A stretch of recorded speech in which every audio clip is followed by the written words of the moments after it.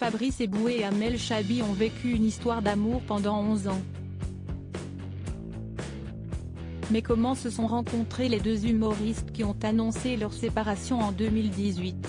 Ils figuraient parmi les couples stars de l'humour en France.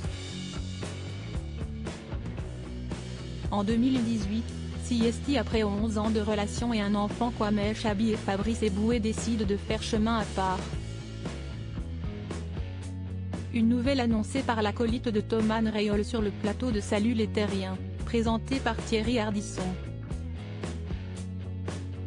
Face à l'animateur, Fabrice Eboué a avoué être séparé depuis peu, mais a confié entretenir une bonne entente avec la mère de son fils. La situation rêvée pour tout parent séparé. Il faut dire qu'Amel Chabi et Fabrice Eboué ont mis du temps pour se lancer dans une histoire ensemble. Tous les deux se sont connus au cours de leurs jeunes années en tant qu'artistes, au sein d'un collectif d'humoristes intitulé Barre de Rire qu'il avait intégré. Et visiblement, rien ne laissait présager qu'il allait, un jour, tomber amoureux l'un de l'autre. On ne se kiffait pas trop. Je le trouvais distant et lui il m'appelait la beurette de Paname. Il est issu d'une famille bourgeoise de banlieue, moi d'une famille modeste de Paris.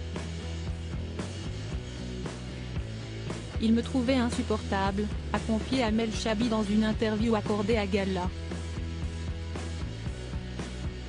Quand Amel Chabi se confiait sur son histoire avec Fabrice Eboué, les mois passent et Amel Chabi et Fabrice Eboué se prennent d'attachement l'un pour l'autre. On se comportait l'un avec l'autre comme dans un documentaire animalier.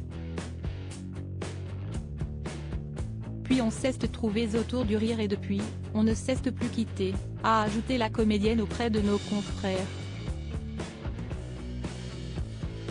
Aujourd'hui séparés, les deux stars élèvent Naël, leur fils âgé de 8 ans, chacun de leur côté.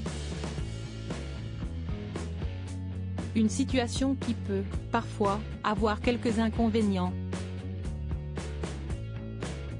C'est la concurrence du meilleur papa ou de la meilleure maman, précise Fabrice Eboué dans un podcast intitulé 3 darons et un café, avant d'ajouter, on est souvent séparés.